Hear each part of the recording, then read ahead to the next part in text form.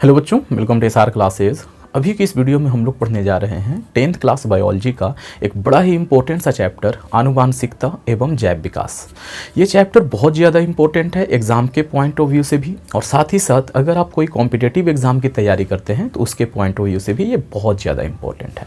तो इसका इंपॉर्टेंस देख लिए। अब हम लोग देखते हैं कि इस चैप्टर में हमें पढ़ना क्या है। तो हमें पढ़ना है आनुवंशिकता के बारे में, हमें पढ़ना है जैव विकास के बारे में, हमें पढ़ना है विभिन्नताओं के बारे में। अब आप लोग कह रहे होंगे कि सर ये सारी चीज़ें हैं क्या, तो एक एक करके इन सभी बातों को हम लोग सीखेंगे। पहले थोड़ा सा और जान लेते हैं कि इसमें हमें पढ़ना क्या है, क्यों पढ़ाया जा रहा है हमें ये चैप्टर। तो हमें ये चैप्टर इसलिए पढ़ाया जा रहा है ताकि हम ये समझ सकें कि एक इंसान का बच्चा, एक मानव का बच्चा मानव ही क्यों होता है, इंसान ही क्यों होता है। ठीक है, ये हो जाएगा आनुवांशिकता में आएगा। इसके बाद हम इस चैप्टर में ये देखेंगे कि कोई एक नया जो बच्चा पैदा होता है उसमें उसके माता पिता के गुण क्यों आते हैं, ये देखेंगे। ठीक है, इसके अलावा हम ये भी देखेंगे कि वो बच्चा अपने माता पिता से थोड़ा सा अलग होता है, ये देखेंगे। इसके अलावा हम इसमें ये देखेंगे कि क्या जो पहला इंसान बना था, पहला जो जीव बना था इस दुनिया में, वो हमारे जैसा था या हमसे कुछ अलग था। अगर अलग था तो फिर हम कहाँ से आए, किस तरीके से आए, ये सारा कुछ पढ़ने वाले हैं इस चैप्टर में। काफ़ी इंपॉर्टेंट है ये चैप्टर और इंटरेस्टिंग भी है। हमें जानकारी भी होनी चाहिए इन बातों का कि भाई कहाँ से आए हैं हम लोग, हमारे जो पूर्वज थे वो कौन थे, किस तरीके से थे, मतलब कितना टाइम लगा हमें, मतलब अपने पूर्वज से बदलते बदलते यहाँ तक आने में। या कहीं ऐसा तो नहीं है कि हम लोग डायरेक्ट इसी रूप में बनाए गए थे, इस पृथ्वी पे भेजे गए थे। ये सारा कुछ हम लोग पढ़ेंगे इस चैप्टर में। ठीक है बच्चों, तो आइए चैप्टर को स्टार्ट करते हैं। यहाँ पे मैंने बहुत सारा चीज़ लिख रखा है। टॉपिक आनुवांशिकता हम लोग जानेंगे। लिंग निर्धारण कैसे होता है, मतलब कि जो नया बच्चा पैदा होना होता है उसका लिंग निर्धारण कैसे होता है, वो बच्चा जो होने वाला है वो लड़का होगा या लड़की होगी, इसका निर्धारण किस प्रकार से होता है वो देखेंगे। इसके बाद देखेंगे जैव विकास के प्रमाण एवं सिद्धांत। जैव विकास का मतलब होता है कि कोई भी जीव जो मतलब एकदम इनिशियल कंडीशन में, शुरुआत में जैसा था, वो धीरे धीरे धीरे धीरे बदल करके कुछ और बन जाता है कुछ पीढ़ियों के बाद। तो हम लोग ये देखेंगे कि क्या सच में ऐसा होता है। जैसे इंसानों के बारे में कहा जाता है कि ये इंसान जो है ना वो ऐसा नहीं था जब शुरुआत हुई थी इंसानों की। इंसान कुछ और था, कुछ तो कहते हैं बंदर था, कुछ कहते हैं चिंपांजी था, कुछ और कहते हैं, कोई लोग कुछ और कहते हैं। ठीक है, तो वहाँ से चीज़ें बदलते बदलते बदलते बदलते आज इस रूप में पहुँची हुई है। तो इसी को कहा जाता है जैव विकास। तो कुछ लोग इस बात को मानते हैं, कुछ लोग इस बात को नहीं मानते हैं। उनका कहना है भाई बंदर इंसान कैसे बन सकता है। ठीक है, तो वो इस बात को नहीं मानते हैं। तो जो नहीं मानते हैं उनको मनवाने के लिए ना उनके सामने कुछ प्रमाण रखे जाते हैं, कुछ सबूत पेश किए जाते हैं ताकि वो भी मान सके इस बात को कि हाँ जो इंसान है ना वो ऐसा नहीं था स्टार्टिंग में कुछ और था। ठीक है, ये सारा कुछ हम लोग इस चैप्टर में पढ़ने वाले हैं। ओके, अनअकैडमी आप लोगों के लिए एक प्रोजेक्ट लेकर के आ रही है जहाँ पे आप लोग अपने हॉबीज़ को, अपना जो शौक़ है उसे अपना पेशा बना सकते हैं, उसे अपना कैरियर बना सकते हैं। आप कुछ नया सीख सकते हैं पढ़ाई के अलावा। ठीक है, तो इसके लिए आपको क्या करना है, इस प्रोजेक्ट का नाम है 5 स्टार प्रोजेक्ट। आपको सुबह में 9 बजे 22 तारीख को अनअकैडमी के ऑफिशियल ऐप पे पहुंच जाना है। वहाँ पे बहुत सारे टीचर्स मिलेंगे आपको जो आपके स्किल्स के मुताबिक, जो भी आपके हॉबीज़ हैं उसके मुताबिक आपको ये बताएंगे कि आपको कौन सा फील्ड अपनाना चाहिए, आपको क्या करना चाहिए। अगर आपको सिंगिंग पसंद है तो आप कौन से फील्ड में जाएं, अगर आपको पेंटिंग पसंद है तो आप क्या करें, अगर आप पोएट्री करना चाहते हैं तो आपके लिए क्या बेहतर रहेगा। ये सारी चीज़ें बताई जाएगी एक्सपीरियंस लोगों के ज़रिए। तो आप लोग ये अपॉर्चुनिटी मिस ना करें। 22 नवंबर को सुबह 9 बजे आपको अनअकैडमी पे पहुंच जाना है और आपके जो भी हॉबीज़ हैं उसके मुताबिक, आपके जो शौक़ हैं उसके मुताबिक आप अपना कैरियर चुन सकते हैं। चुनने में ये लोग आप लोगों का बहुत हेल्प करने वाले हैं। तो सुबह 9 बजे 22 नवंबर को वहाँ पे पहुँच जाना है, बिल्कुल फ्री ऑफ कॉस्ट है, इसके लिए आपको कोई फ़ी नहीं देना है। तो आइए हम लोग अपने चैप्टर को स्टार्ट करते हैं और सबसे पहले समझते हैं आनुवंशिकता किसे कहते हैं। तो आनुवंशिकता जो है ना वो किसी भी जनक से उसके संतानों में जो गुण का ट्रांसफ़र होता है, स्थानांतरण जो होता है पैतृक गुणों का, उसी को क्या कहा जाता है, आनुवंशिकता कहा जाता है। यहाँ पे 3-4 बातें मैंने ऐसी बोल दी जो मतलब बिल्कुल अननोन सा है। जैसे कि मैंने कहा जनक, तो जनक उसे कहते हैं जो बच्चा पैदा करते हैं, जैसे कि माता पिता, वो क्या होंगे, जनक होंगे। संतान जो पैदा हुआ, जो नया बेबी है, वो क्या कहलाता है, संतान कहलाता है। अब फिर से सुनिए कि जनकों से जो आनुवांशिक गुण होते हैं उसका अपने संतान में जाना क्या कहलाता है, आनुवंशिकता कहलाता है। अब आप लोग कहोगे ये आनुवंशिक गुण क्या होते हैं? तो कुछ ऐसे गुण होते हैं जो अपने जनक से संतान में ट्रांसफर होते हैं, तो उसे क्या कहते हैं? आनुवंशिक गुण कहते हैं। ठीक है बच्चों, तो आनुवंशिकता समझ में आ गया होगा कि जनक से आनुवंशिक गुणों का अपने संतान में जाना क्या कहलाता है? आनुवंशिकता कहलाता है। ठीक है जी। अब देखिए आनुवंशिक गुण होते कौन कौन से हैं? बहुत से होते हैं, जैसे त्वचा का रंग।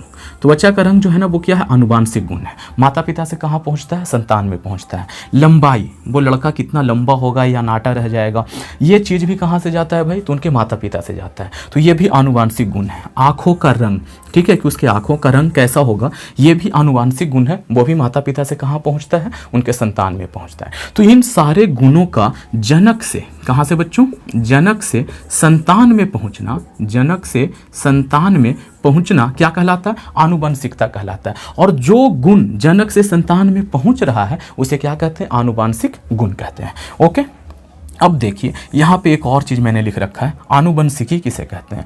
तो आनुवंशिकता और विभिन्नता को जीव विज्ञान के जिस शाखा में पढ़ाया जाता है उसे क्या कहते हैं? आनुवंशिकी कहते हैं। फिर से सुनिए, आनुवंशिकता एवं विभिन्नता को जीव विज्ञान के जिस शाखा में पढ़ाया जाता है उसे क्या कहते हैं? आनुवंशिकी कहते हैं। ओके, उम्मीद करता हूँ कि आप लोगों को ये पूरा का पूरा जो यहाँ पे लिख रखा है मैंने, वो सारी चीज़ें क्लियर हो गई होंगी। अगर कोई भी चीज़, कोई भी टॉपिक समझ में नहीं आता है तो कमेंट करके ज़रूर बताना, मैं फिर से समझाने की कोशिश करूँगा। ओके बच्चों, और अगर आपको ऐसा लग रहा हो कि मैं थोड़ा सा ज़्यादा स्पीड बोल रहा हूँ तो आप लोग स्पीड को कम कर सकते हैं, और अगर किसी बच्चा को ये लग रहा हो कि सर आप बड़ा स्लो बोल रहे हैं तो आप लोग स्पीड को बढ़ा के देख सकते हैं। ठीक है बच्चों, आइए हम लोग आगे बढ़ते हैं और समझने की कोशिश करते हैं कि ये बार बार मैं जो विभिन्नता बोल रहा हूँ उसका क्या मतलब है। तो विभिन्नता जो है ना वो एक ऐसा गुण है जो किसी भी संतान को उसके माता पिता से अलग बनाता है। जैसे मेरे में कुछ ऐसे गुण हैं जो मुझे अपने पिताजी से अलग बनाता है, जो मुझे अपने भाई बहनों से क्या बनाता है? अलग बनाता है। तो किसी भी इंसान का, किसी भी जीव का वह गुण जो उसे उसके जनक से या अपने ही जाति के अन्य लोगों से अलग बनाता हो उसे क्या कहते हैं? विभिन्नता कहते हैं। ठीक है बच्चों, समझ में आ गया कि किसी भी जीव का वह गुण जो उसे अपने जनक से या अपने ही जाति के अन्य सदस्यों से अलग बनाता है उसे क्या कहते हैं? विभिन्नता कहते हैं। हर एक जीव जो होता है ना वो दूसरे से थोड़ा सा अलग होता है, तो यही घटना क्या कहलाता है? विभिन्नता कहलाता है, कि वो हर किसी से अलग है ना। ऐसा हो ही नहीं सकता कि कोई दो जीव एक जैसा हो अगर वो खास करके जुड़वा ना हो, लेकिन जो जुड़वा होते हैं ना वो भी दो प्रकार के होते हैं। ठीक है, तो एक वैसा जुड़वा होता है जो एक ही भ्रूण के दो हिस्से हो जाने से बनते हैं, तो उसमें गुण मिलते हैं या तो उनका शकल एक जैसा होता है। ठीक है, तो अगर उसको छोड़ दिया जाए, वो स्पेशल केस को छोड़ दिया जाए, तो दुनिया का हर जीव दूसरे से क्या है? थोड़ा सा अलग है, और यही घटना क्या कहलाता है? विभिन्नता कहलाता है। ओके, अब हम लोग आगे बढ़ते हैं। अब हम लोग समझते हैं कि ये विभिन्नता कितनी प्रकार की होती है। तो विभिन्नता दो प्रकार की होती है, एक को कहा जाता है जननिक या आनुवंशिक विभिन्नता, और एक को कहा जाता है कायिक विभिन्नता या तो फिर उपार्जित विभिन्नता। ये जननिक या आनुवंशिक विभिन्नता क्या है भाई? तो जनन कोशिकाओं में जो परिवर्तन हो जाने के कारण विभिन्नता उत्पन्न होता है उसे क्या कहते हैं? जननिक या तो फिर आनुवंशिक विभिन्नता। जैसे जनन कोशिकाएं, हम लोग जानते हैं कि माता पिता से जो लक्षण आते हैं ना अपने जो संतान में, वो जनन कोशिकाओं के जरिए आते हैं, क्रोमोसोम के कारण आते हैं। ठीक है, वही सारी चीज़ें हैं जो कि क्या करता है? लक्षण को माता पिता से उसके संतान में ट्रांसफर करता है। लेकिन पूरा का पूरा चीज, जैसे अब मैं आपको समझाता हूं, यहाँ पे ध्यान से समझिएगा। एक जो नया बच्चा यहाँ पे बन रहा है, ठीक है, तो यहाँ पे एक जीव ऐसा है जिसका नर नाम है, वो यहाँ पे भाग ले रहा है इसको पैदा करने में, और एक जीव है जिसका नाम है मादा। ठीक है, ये भी भाग ले रही है इसको पैदा करने में। तो कुछ गुण इसके आएंगे, कुछ गुण इसके आएंगे। ठीक है, तो भाई ये पूरी तरह से ना तो इसके तरह हो पाएगा ना ही इसके तरह हो पाएगा, तो इसमें कुछ ना कुछ तो इससे अलग होगा ना, कुछ ना कुछ तो इसमें इससे अलग होगा ना। तो ये जो अलग होने का क्रिया है ना, जो जनन कोशिकाओं के कारण हो रहा है ना, कि यहाँ से जो जनन कोशिका, इसमें टोटल कितनी पीस थी? 46 क्रोमोसोम होते हैं, तो आया है तो 23 ही ना जी। तो इससे देखो 23 क्रोमोसोम इसके बाकी ऐसे होंगे जो इससे अलग होंगे, और यहाँ से जो 23 आया है, यहाँ से टोटल 46 होता है, आप लोग याद रखना। ठीक है, तो ये 23 तो इसके जैसा होगा, लेकिन ये वाला 23 जो है ना वो इसके जैसा नहीं होगा, क्योंकि ये जो 23 है ना वो यहाँ से आया है। ठीक है बच्चों, तो ये जनन कोशिकाओं में जो अंतर है उसके कारण जो विभिन्नता उत्पन्न होती है उसे क्या कहते हैं? जननिक या आनुवंशिक विभिन्नता कहते हैं। ठीक है, और ये जो विभिन्नता उत्पन्न हुआ है वो एक पीढ़ी से दूसरी पीढ़ी में स्थानांतरित होती है। जैसे देखो, मैं एक छोटा एग्जाम्पल के जरिए समझाना चाहता हूँ कि एक यहाँ पे लड़का है, ये थोड़ा सा इसका जो कलर है ना वो डार्क था। ठीक है, हम ऐसे बोलना नहीं चाहिए, चलो लिख देते हैं समझाने के लिए, बस हम लोग पढ़ रहे हैं कि ये लड़का काला था और उसकी शादी ना एक कोई अच्छी कलर की गोरी लड़की से हो जाता है। ठीक है, अब देखिए ये लड़का जो संतान यहाँ पे पैदा होगा, जो बच्चा होगा, वो हो सकता है कि ये क्या हो जाए, गोरा हो जाए। ठीक है, इसका कलर क्या हो जाए, साफ हो जाए।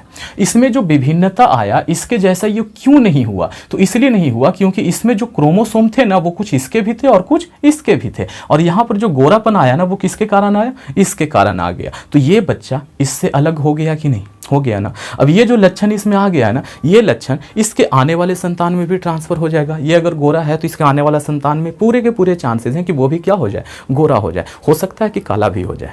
ठीक है, हो सकता है ऐसा कि वो क्या हो जाए, काला हो जाए, वो मैं समझाऊंगा। ठीक है, आगे जब हम लोग पढ़ेंगे ना तो समझ में आएगा कि इसमें जो काला का जो गुण है वो छिपा हुआ है, इसका जो पापा से आया हुआ जो गुण है ना वो छिपा हुआ है, पहला फुर्सत में निकल करके सामने आएगा और आने वाले संतान को क्या कर देगा, डार्क कलर का कर देगा।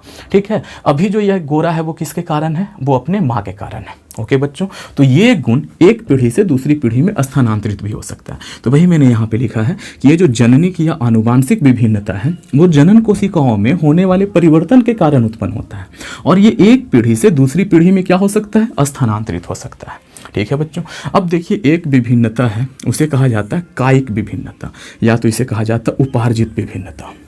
ये क्या होता है, तो इसके कई कारण हैं इस विभिन्नता के। पहले हम लोग कारण देख लेते हैं, विभिन्नता ऑटोमेटिक समझ में आ जाएगा। देखिए जहाँ पे वो बंदा रह रहा है वहाँ का जलवायु और वातावरण कैसा है, उसके प्रभाव के कारण उसमें क्या आ जाएगा, थोड़े से चेंजेज आ जाएंगे। मान लो कि एक बंदा सीधा का सीधा यहाँ से उठे और चला जाए एक ऐसी जगह में जहाँ पे बहुत गर्मी पड़ती हो, तो वहाँ के वातावरण के कारण ना उस इंसान में थोड़ा सा क्या आ जाएगा, परिवर्तन आ जाएगा, थोड़ा सा चेंज आ जाएगा, उसका स्किन का कलर डार्क हो जाएगा, या तो मतलब कुछ तो ऐसा हो जाएगा जिससे कि वो गर्मी को बर्दाश्त करने के लायक हो जाए। ठीक है, ये एग्जाम्पल से क्लियर नहीं हुआ तो ये समझिए, एक बंदा है लोहार है, वो डेली हथौड़ा चला रहा है, अपने काम को अंजाम दे रहा है, तो हथौड़ा चलाने के कारण जिस हाथ से वो हथौड़ा चला रहा है ना वो वाला हाथ क्या हो जाता है, थोड़ा सा मजबूत हो जाता है, स्ट्रांग हो जाता है। ठीक है, तो बाकियों से वो थोड़ा सा क्या हो गया, अलग हो गया है ना, क्यों भाई, तो अपने काम करने की वजह से, तो वो थोड़ा सा अलग हो गया, मेरे से क्या हो गया, उसका हाथ थोड़ा सा अलग हो गया। ठीक है जी, तो ये भी एक प्रकार का विभिन्नता है। और वो विभिन्नता क्यों उत्पन्न हुआ, उसके माता पिता ने दिया था ये गुण, नहीं, उसने कुछ ऐसा काम चुन लिया जिसके कारण उसका जो अंग था वो क्या हो गया, दूसरों से अलग हो गया। ठीक है, तो इस प्रकार की विभिन्नता जो कि ये जनन कोशिकाओं में परिवर्तन होने से नहीं होता, ऐसा नहीं है कि भाई ये जो विभिन्नता है वो भी जनन कोशिकाओं में परिवर्तन के कारण ही हो रहा है, ऐसा नहीं है। वैसे विभिन्नताओं को क्या कहा जाता है, कायिक विभिन्नता कहा जाता है। ये वातावरण के कारण, आसपास के माहौल के कारण, आसपास के लोगों के कारण, जैसे कोई इंसान बड़ी चिड़चिड़ा हो जाता है, भाई उसका ऐसा है कि रेलवे इंक्वायरी जहाँ पे होती है ना वहाँ पे उसका जॉब लगा हुआ है। ठीक है, वो बंदा बोर्ड में लिख रखा है कि भाई गया से दिल्ली जाने वाली ट्रेन कितने बजे आएगी, फिर भी 10 बंदा जाके उससे पूछेगा कि सर बताना गया से दिल्ली वाली ट्रेन कितने बजे आएगी, वो बंदा क्या हो जाएगा, फ्रस्ट्रेट हो जाएगा, चिड़चिड़ा हो जाएगा। तो उसके अंदर ना ये चिड़चिड़ापन परमानेंट हो जाता है। तो ये विभिन्नता आ गई उसमें, बाकियों से थोड़ा सा वो क्या हो गया, अलग हो गया। क्यों भाई, तो आसपास के माहौल के कारण। ठीक है, तो इस प्रकार की विभिन्नताएं क्या कहलाती हैं, उपार्जित विभिन्नता कहलाता है, या तो कायिक विभिन्नता कहलाता है। ये जो विभिन्नता होता है ना वो वंशागत नहीं होता है। वंशागत नहीं होने का मतलब ये है कि कोई जरूरी नहीं है कि जो चिड़चिड़ा इंसान है उसका बाल बच्चा भी चिड़चिड़ा ही हो जाए। या तो अगर इसको हम दूसरे एग्जाम्पल से समझना चाहें तो ऐसे समझ सकते हैं कि बोर लुहार जो हथौड़ा चला चला के अपने हाथ को थोड़ा सा ज़्यादा मजबूत कर लिया है, इसका मतलब ये नहीं है कि जो उसका संतान होगा उसका हाथ भी मजबूत रहेगा, ऐसा नहीं है। उसका हाथ भी बिल्कुल नॉर्मल इंसान के जैसा होगा। हाँ, अगर उसने फिर से वही पेशा अपना लिया उसके बेटे ने भी, तो उसका हाथ भी हो सकता है अपने पिताजी के हाथ के जैसा मजबूत हो जाए। ठीक है बच्चों, तो ये वंशागत नहीं होती हैं, एक पीढ़ी से दूसरी पीढ़ी में स्थानांतरित नहीं होती हैं। और इस प्रकार का जो विभिन्नता है ना वो जैव विकास में कोई योगदान नहीं देता है। ये वाला चीज़ अभी हम लोगों ने नहीं समझा है कि जैव विकास किसे कहते हैं, अभी हम लोग इसे समझेंगे। बस इतना याद रख लीजिए कि कायिक विभिन्नता जैव विकास में कोई योगदान नहीं देता है, इतना आप लोगों को याद रख लेना है। अब देखिए मैंने यहाँ पे 2 छोटे छोटे टॉपिक्स लिख रखे हैं, एग्जाम में अक्सर आ जाता है ये दोनों टॉपिक। ठीक है, तो इसे समझना जरूरी है और अगर एग्जाम में आ जाए तो हम लोग लिख भी देंगे। पहला टॉपिक है जीन प्रारूप या जीनोटाइप किसे कहते हैं, और दूसरा टॉपिक है लक्षण प्रारूप या तो फिर फिनोटाइप किसे कहते हैं। इसे समझते हैं जीन प्रारूप को। जैसे देखो हर इंसान में कोई ना कोई लक्षण होता है, कोई ना कोई लक्षण उसमें होगा, या तो वो इंसान लंबा होगा या नाटा होगा, गोरा होगा या काला होगा, ठीक है जी, मोटा होगा या पतला होगा, कोई ना कोई लक्षण उसमें क्या होता है। और वो लक्षण उसमें क्यों होता है भाई? क्योंकि उस लक्षण को पैदा करने वाला उसके अंदर जीन उपस्थित होता है। जीन होते हैं, क्रोमोसोम के कारण जीन बनते हैं, और वही जीन किसी भी इंसान में, किसी भी जीव में कोई भी लक्षण को उत्पन्न करता है, ठीक है। अब मान लो कि एक इंसान लंबा है, तो लंबाई जो है जिस कारण से है, जिस जीन के कारण है, मान लेते हैं कि ये एक डब्बा है और यही जीन के कारण वो इंसान क्या है? लंबा है। तो इसमें किस प्रकार का जीन उपस्थित है, इसका संरचना क्या है, ठीक है, उसको बोलते हैं जीनी संरचना। क्या बोलते हैं? जीनी संरचना।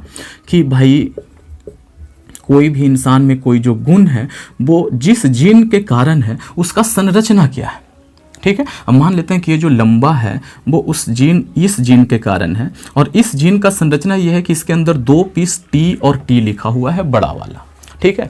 कोई भी जो लक्षण उत्पन्न होता है वो जीन के कारण होता है। जीन हमेशा एक जोड़े के रूप में पाया जाता है, इतना आप लोग याद रखना कि जीन हमेशा किस में पाया जाता है? जोड़े के रूप में। अब लंबा था तो लंबा के लिए हमने बोल दिया कि टॉल, तो टॉल जो है, ये जो टी है ना, वो किसके लिए है? टॉल के लिए है।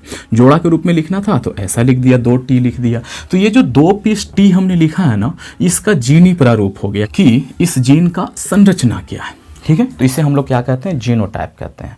तो आप लोगों को समझ में आ गया होगा अभी तक ये चीज़ कि जीनी प्रारूप किसे कहते हैं। किसी भी जीन की संरचना को, आंतरिक संरचना को क्या कहते हैं? जीनी प्रारूप कहते हैं। अब है लक्षण प्रारूप। तो किसी भी जीन के कारण,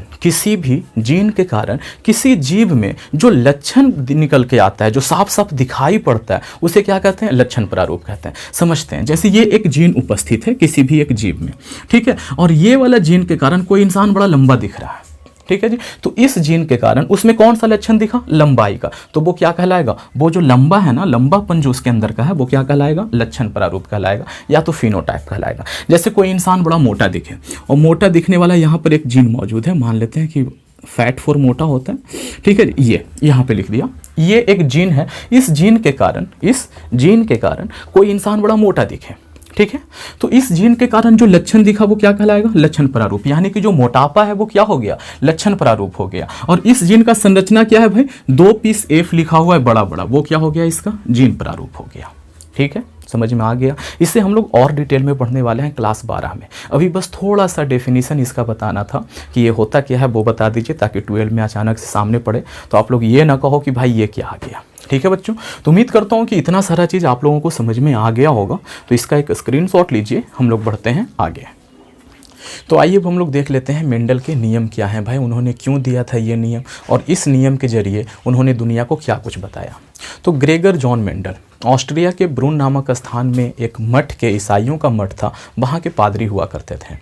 उन्होंने बहुत से प्रयोग किए अनुवांशिकता की खोज के लिए, यानी कि मतलब कि एक पीढ़ी का जो लक्षण है वो दूसरी पीढ़ी में चला जाता है, इस बात की खोज के लिए उन्होंने बहुत सारे प्रयोग किए थे। वो अपने जो मठ था ना, उसमें बहुत से पौधे उगाते थे, और उन्हीं पौधों में से एक पौधा मटर का भी उगाते थे। मटर जो हम लोग खाते हैं, है ना, वो वाला साधारण सा मटर, ठीक है। तो उन्हीं मटर के पौधों पे उन्होंने कई प्रयोग किया। कई बार एग्जाम में ये पूछा जाता है कि मटर के पौधों को ही क्यों चुना था मेंडल ने। तो उसका मतलब साफ सुथरा कारण है कि मटर के पौधा में कुछ ऐसे गुण पाए जाते थे, जैसे कि मटर का पौधा बहुत जल्दी ये हो जाता है, उसका उम्र कम होता है ना, अभी लगाया 3-4 महीने में क्या हो गया, रेडी हो गया। तो पढ़ना आसान हो जाता था, उसके बारे में जानना आसान हो जाता था। जैसे इंसानों के ऊपर अगर वो रिसर्च करते कि एक इंसान पैदा होने के बाद मरने तक क्या क्या परिवर्तन आता है, तो इतना भाई एक इंसान को देखते देखते वो तो खुद ही मर जाते, क्योंकि उनकी उम्र भी तो बढ़ रही होती है ना भाई, ठीक है। तो मटर का पौधा लेने का कारण ये था कि ये जो होते हैं ना, काफ़ी कम समय के लिए होता है। इसके अलावा मटर के पौधे में जो लक्षण होते हैं ना, वो 2 विपरीत लक्षण साफ साफ दिखाई पड़ते हैं। एक पौधा ऐसा होता है जिसकी लंबाई ज़्यादा होती है, एक पौधा ऐसा होता है जिसकी लंबाई जो है बड़ी कम होती है, या तो कह सकते हैं कि वो पौधा बौना होता है, ठीक है। मटर का जो ये होता है, जो बीज होता है, एक ऐसा होता है जो कि गोल होता है, साफ साफ दिखता है कि वो गोल है, और एक ऐसा भी होता है जो रिंकल्ड होता है, मतलब कि वो झुर्रीदार होता है, ठीक है। तो मतलब 2 गुण पाए जाते हैं, और वो दोनों गुण साफ साफ दिखते हैं, ठीक है। और भी कई सारे उसमें गुण पाए जाते थे, इसीलिए टोटल 7 गुण पाए जाते हैं। आप लोग अपना बुक में देखिएगा, मिल जाएगा, ठीक है जी। तो इसीलिए मटर के पौधे का चुनाव किया था मेंडल ने, ठीक है। मेंडल ने जब अपना प्रयोग किया था, तो ये प्रयोग किया था 1866 ईस्वी में, और अपने प्रयोग के आधार पर उन्होंने बताया कि आनुवांशिक गुण जो हैं वो किस तरह से माता पिता से, यानी कि जनक से उसके संतान में स्थानांतरित होते हैं। और इसके लिए उन्होंने ये बायोलॉजी में पहली बार मैथमेटिक्स को इंट्रोड्यूस करवाया था, मैथमेटिक्स लेकर के आए थे। तो लोगों ने कहा कि भाई ये बंदा पागल हो गया है, बायोलॉजी में कब से भाई मैथ पढ़ना है हम लोगों को, ठीक है। तो उन्होंने उनके प्रयोग को कोई मान्यता नहीं दी, क्योंकि उन्होंने मैथ डाल दिया था यहाँ पे जीव विज्ञान में, इसलिए उनके प्रयोग को कोई मान्यता नहीं दी गई। तकरीबन 34 साल तक उनका प्रयोग ऐसे ही ठंडे बस्ते में पड़ा रहा, किसी ने ध्यान नहीं दिया। बात था 1900 ईस्वी का, ठीक है। तब किसी का ध्यान वहाँ पे गया, उन्होंने प्रयोग किया तो पाया कि भाई आज से 34 वर्ष पहले जो मेंडल ने बताया था ना, वो बिल्कुल सच बताया था। तब लोगों का ध्यान गया उस तरफ, लोगों ने पढ़ना स्टार्ट किया, तो हम लोगों को ये बातें फिर पता चली जो हमें पढ़ना है कि मेंडल ये बात बता करके चले गए थे। तो देखिए मेंडल ने क्या किया था। मेंडल ने आनुवांशिकता के लिए, मतलब अनुवांशिक गुण एक पीढ़ी से दूसरी पीढ़ी में जाते हैं, इसको जानने के लिए बहुत सारे प्रयोग किए थे। तो हमें यहाँ पे 2 प्रयोग पढ़ना है। तो मेंडल का जो प्रथम प्रयोग था जिसको हम लोगों को पढ़ना है वो ये है कि मेंडल का प्रथम नियम या तो फिर पृथक्करण का नियम कहा जाता है। इसी को एक और नाम से पुकारा जाता है, उसे कहते हैं प्रथम संकरण का नियम। मेंडल का प्रथम संकरण का नियम, वो मैंने यहाँ पे नहीं लिखा है। प्रथम संकरण क्यों कहा जाता है मैं वो भी बताऊंगा। सबसे पहले मेंडल के बारे में जान लेते हैं। ग्रेगर जॉन मेंडल पूरा नाम था। 1822 ईस्वी में जन्म हुआ, 1884 में इनका देहांत हो गया। ऑस्ट्रिया के ब्रून नामक स्थान में ईसाइयों के एक मठ में पादरी हुआ करते थे। आधुनिक आनुवांशिकी की नींव जो है ना वो किसने डाली थी, इन्होंने ही डाली थी, है ना। आनुवांशिकी के बारे में जो खोज करने का श्रेय जाता है वो इन्हीं को जाता है। आनुवांशिकी का जनक कहा जाता है इनको, इनके काम के लिए। लेकिन जब 1866 ईस्वी में इन्होंने अपने प्रयोग को दुनिया के सामने रखा था तो इस प्रयोग में मैथमेटिक्स का थोड़ा बहुत यूज था, इसीलिए लोगों ने क्या किया, उसको नहीं माना, इनकार कर दिया। और तकरीबन 34 वर्ष तक इनका प्रयोग ऐसे ही ठंडे बस्ते में पड़ा रहा, ठीक है। लेकिन जब भाई लोगों ने जाना आगे, क्योंकि पढ़ना तो था और मेंडल ने गलत बताया नहीं था, जब लोगों ने पढ़ना चालू किया, जानना चालू किया, तो लोगों को लगा भाई मेंडल ने सही बताया था। तो फिर हम लोगों ने देखा कि मेंडल ने क्या कुछ बताया था। तो पहला नियम जो यहाँ पे मेंडल ने दिया था वो क्या दिया था, एक संकर संकरण का नियम दिया था। इसमें मेंडल ने क्या किया था कि एक ऐसा पौधा उठाया था मटर का जो कि लंबा था, और एक ऐसा पौधा उठाया था जो कि बौना था। तो लंबा में लंबाई जो इसकी थी वो किसके कारण थी, कोई एक जीन रहा होगा, वही जीन के कारण वो लंबा रहा होगा, ठीक है जी। तो हमने माना कि लंबाई का कारक जो जीन था वो ये था, ये वाला जो जीन है ये लंबाई का कारक है। तो इसका जीनोटाइप क्या हो जाएगा, इसके अंदर कुछ तो होगा ना, इसका संरचना क्या होगा। तो लंबा को हम लोग इंग्लिश में क्या लिखते हैं बच्चों, लिखते हैं टॉल, ठीक है। तो यहाँ पे लिख दिया टी। और जैसा कि अभी थोड़ी देर पहले मैंने बताया था कि कोई भी जीन में कोई जो ये होता है ना, मतलब कोई भी जो कारक होता है वो एक जोड़े के रूप में रहता है। तो यहाँ पे लिख दिया टी और टी, ठीक है। इसके कारण, इस जीन के कारण ये जो पौधा था वो लंबा था। और एक और पौधा लिया जो कि बौना था। तो हमने माना कि इस जीन के कारण, बहुत सारे जीन होते हैं, ठीक है, तो इस जीन के कारण इस पौधे में बौनेपन का गुण है, ठीक है। तो इसका जीनोटाइप लिखना था कि वो जीन कैसा दिखता है, क्या है वो जीन, है ना, अंदर से। तो अब बौना को तो डार्क बोलते हैं तो डी लिखना चाहिए था, लेकिन नहीं, जो लंबा वाला गुण लेते हैं ना उसी का स्मॉल लेटर लिखते हैं हम लोग यहाँ पे, मतलब ये के लिए, बौना के लिए। तो लंबा के लिए टी होता है, तो बौना के लिए क्या लिख दिया, स्मॉल टी लिख दिया, ओके। अब देखिए जब दोनों में संकरण होगा, दोनों एक दूसरे से क्या होंगे, जुड़ेंगे, तो कोशिका विभाजन होता है। तो कोशिका विभाजन के दौरान ये जो ये है ना जीन है ना वो भी विभाजित हो जाता है। तो यहाँ से क्या बनेगा, ऐसे 2 युग्मक बनेंगे, ठीक है। एक में ये टी गया और एक में ये टी गया, ये भी 2 हिस्से में बढ़ जाएगा, एक में ये गया और एक में ये गया, ठीक है जी। अब देखिए ये लोग दोनों आपस में क्रॉस करेंगे, इसका एक और इसका एक, तो ये यहां से इसके साथ जुड़ा। तो देखिए यहां से मिला टी और यहां से मिला छोटा टी, तो इसका जो जीनोटाइप आया वो टी और टी आया।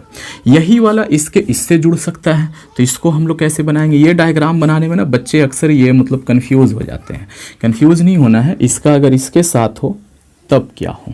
तो देखिए यहाँ से बड़ा वाला टी आएगा और यहाँ से छोटा वाला टी आएगा, ठीक है। इसका हमने इसके दोनों ये के साथ करवा दिया। अब अगर हम इसके साथ कराएं, इसका इसके साथ, तो क्या हो जाएगा बच्चे, यहाँ से बड़ा टी आएगा, यहाँ से छोटा टी आएगा, ठीक है। इसी का अगर हम इसके साथ कराएं तो यहाँ से बड़ा टी आया, यहाँ से छोटा टी आया, ठीक है।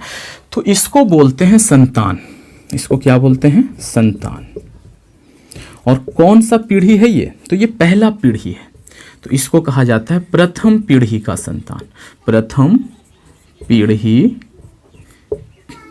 का संतान। और ये क्या हो गया भाई, तो ये प्रथम पीढ़ी का जनक हो गया, पीढ़ी का क्या है, ये जनक है, और ये प्रथम पीढ़ी का क्या हो गया, संतान हो गया।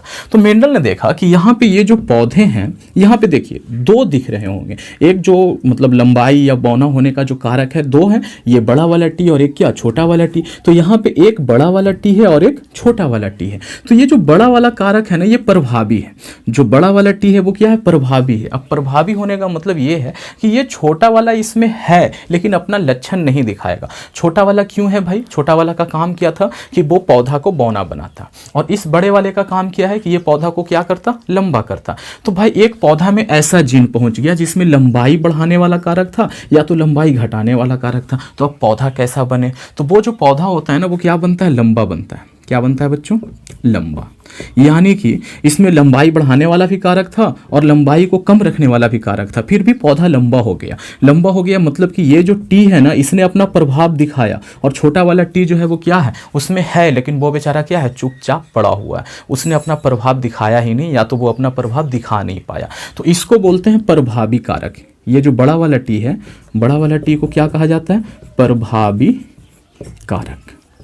मतलब किसी भी जीन में उपस्थित वह कारक जो अपना प्रभाव छोड़ता है उसे क्या कहते हैं, प्रभावी कारक। और छोटा वाला टी यहाँ पर क्या है बच्चों, इसे कहा जाता है अप्रभावी कारक। ठीक है, जो अपना प्रभाव नहीं छोड़ पाता है उसे क्या कहते हैं, अप्रभावी कारक। तो यहाँ पर देखिए ये भी लंबा है, तो इसमें भी बड़ा टी छोटा टी है, तो ये भी लंबा होगा, ये भी लंबा होगा, ये भी लंबा होगा।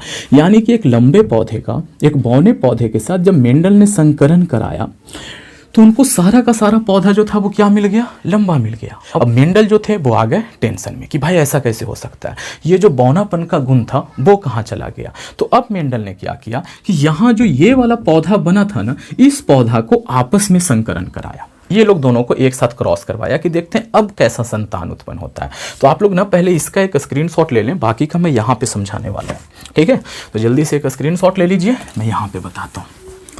तो अब मेंडल ने ऐसा किया कि यहाँ पे जो संतान बना था, ये प्रथम पीढ़ी में जो संतान बना था उसको पकड़ा और उसको दूसरी पीढ़ी के लिए जनक बना दिया।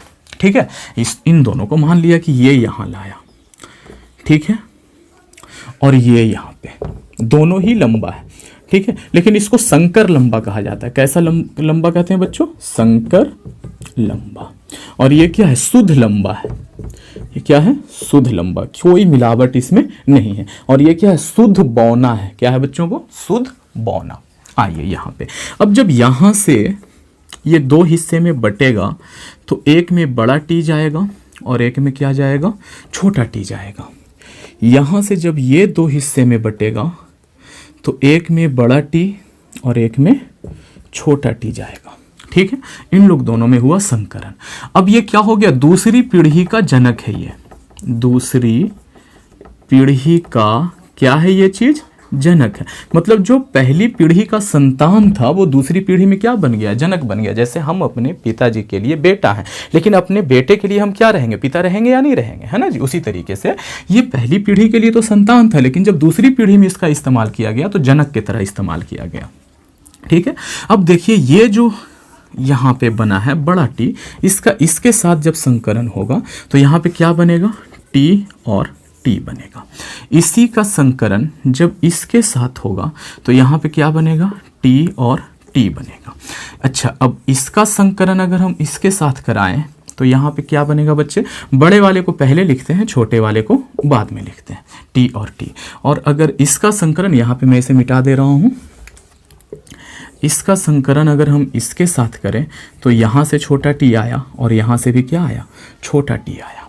ठीक है, तो देखिए ये जो चीज बना ना, ये क्या बना, ये बना शुद्ध लंबा।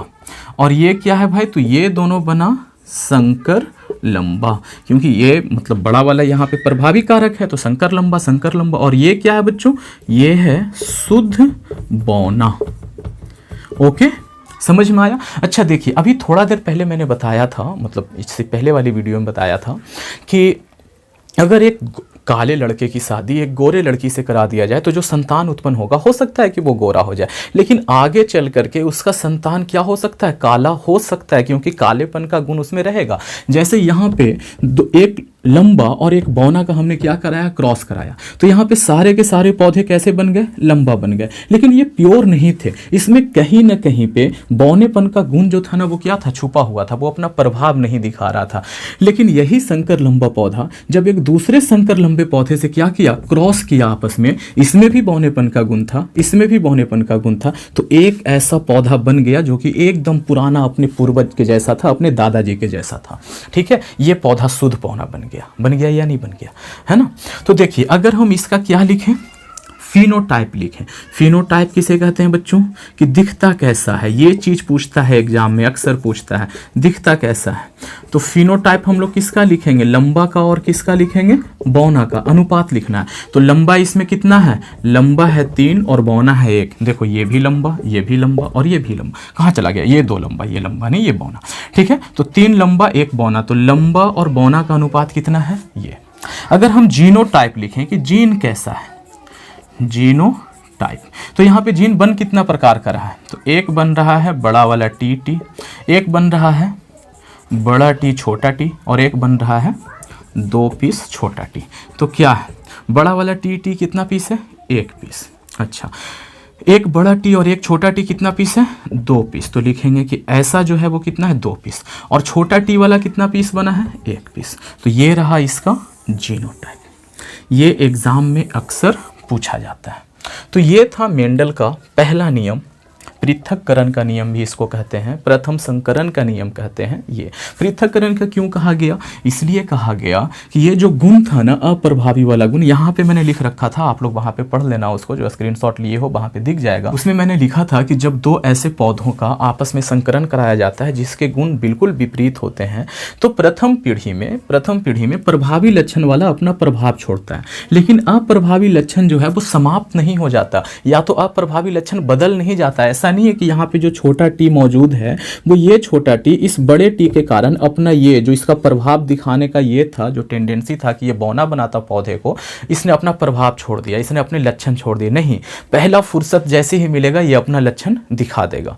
ठीक है, या तो ऐसा भी नहीं था कि ये लुप्त हो जाता है कि हाँ भाई बौनापन का गुण ही खत्म हो गया था, इसमें था बौनापन का गुण, लेकिन वो बौनापन के गुण के साथ एक ऐसा गुण यहाँ पे मिला हुआ था लंबेपन का, जो बौनेपन के गुण पे भारी पड़ रहा था। इसीलिए यहाँ पे ये सारे के सारे पौधे क्या दिख रहे थे, लंबा दिख रहे थे, लेकिन जैसे ही मौका मिला यहाँ पे एक बौना निकल करके सामने में आ गया।